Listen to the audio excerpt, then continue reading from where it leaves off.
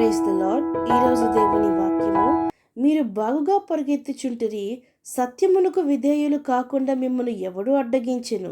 గలతీలకు రాసిన పత్రిక 5వ అధ్యాయము 7వ వచనము. ప్రజలారా, అపోస్తలుడైన పౌలు ఈ విధంగా అంటున్నాడు, మీరు దేవుని సత్య సువార్త విని ఆ ప్రకారంగా మీ యొక్క ఆధ్యాత్మిక జీవితంలో అనగా ప్రభువుని చేరటము అనే ఈ లోకపు పరుగు పందెంలో మీరు బాగుగానే పరిగెత్తుచుంటిరి కదా. అయితే ఆ క్రీస్తు సువార్త సత్యమునకు అవిధేయులుగా మారుటకు మిమ్మల్ని ఎవరు అడ్డగించరు అని. ప్రజలారా, గలతీ సంఘంలో అనేక ప్రశ్నలు, అనేక ఆటంకములు ఎదురైనవి.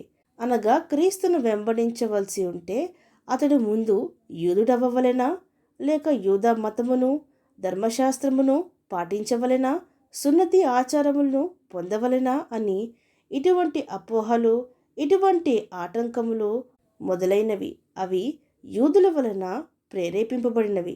పౌలు భక్తుడేమో క్రీస్తును గూర్చిన సువార్త సత్యమును, ప్రభువు ఉచితంగా అనుగ్రహించిన రక్షణను, ఆయన ప్రతి జనమునకు ప్రభువనియు, ఆయన యందు విశ్వాసముంచు ఏ వ్యక్తి అయినా, అతను ఏ దేశస్థుడైనా, మతస్థుడైనా, ఏ భాష మాట్లాడేవాడైనా, ఏ భేదము లేదు కానీ బాహ్య స్వరూపము, బాహ్య స్థితిగతులు ప్రభువునకు అక్కర్లేదు కానీ నిజముగా హృదయానుసారంగా ఎందరైతే క్రీస్తును సొంత రక్షకునిగా అంగీకరించుదురో, వారు విశ్వసించుదురో, వారు రక్షింపబడి నీతిమంతులుగా తీర్చబడుదురు. ఎలాగనగా వారు చేసిన క్రియల మూలంగా కాదు, క్రీస్తునందలి విశ్వాస మూలంగా నీతిమంతులుగా తీర్చబడుదురని పౌలు భక్తుడు ప్రతి సంఘంలో చెప్పుచు వారిని బలపరుస్తూ వచ్చెను. అయితే కొందరు యూదులు ఆయన బోధించిన సంఘముల్లో వెళ్ళి వారికి యూదుల ఆచారములు బోధించిరి. అనగా వారు క్రైస్తవులు అవ్వాలంటే ముందుగా వారు యూదునిగా మారవలెను అని. గనుక అక్కడి ప్రజలు దేవుని వెంబడించుట విషయంలో ఆటంకపరచబడిరి.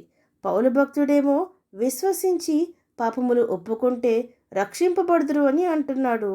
వీరేమో మొదట ఆ వ్యక్తి యూదుడవ్వాలని, సున్నతి ఆచారములు పాటించాలని, ధర్మశాస్త్రమును అనుసరించాలని చెప్పుచూ వచ్చెను.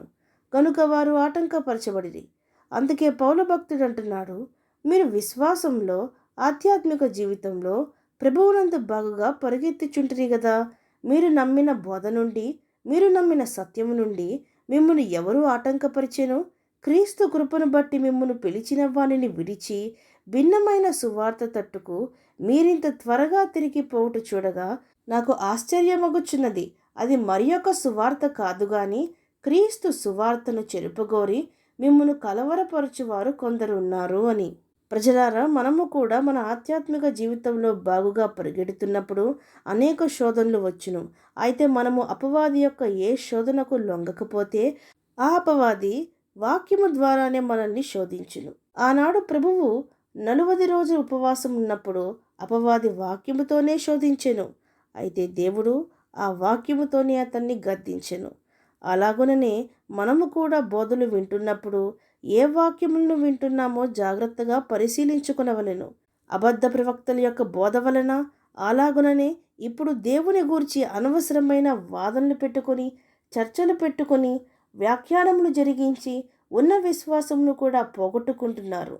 అయితే కడవరి దినములలో కొందరు అబద్ధికుల వేషధారణ వలన మోసపరుచు ఆత్మల యందును దయ్యముల బోధయందును లక్ష్యముంచి విశ్వాస భ్రష్టులగుదురని ఆత్మ తేటగా చెప్పుచున్నాడని పౌలు భక్తుడు సెలవిచ్చుచున్నాడు.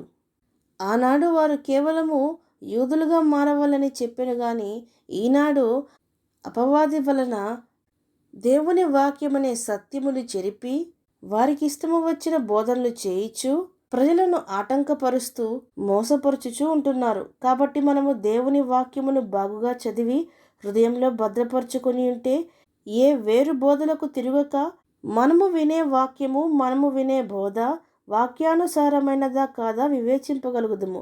గనుక మనము, దేవా, మాకు అపనమ్మకము కలగకుండా, అవిశ్వాసము కలగకుండా, సత్యవాక్యము నుండి తొలగకుండా మమ్మల్ని కాపాడము అని ప్రార్థిద్దాం. అవును అన్నవారు నాతో పాటు ప్రార్థనలో ఏకీభవించండి. ప్రార్థన. పరిశుద్ధుడా, ప్రేమగల తండ్రి, ఈరోజు మీరిచ్చిన ఈ వాక్యమును బట్టి మీకు స్తోత్రములు దేవా.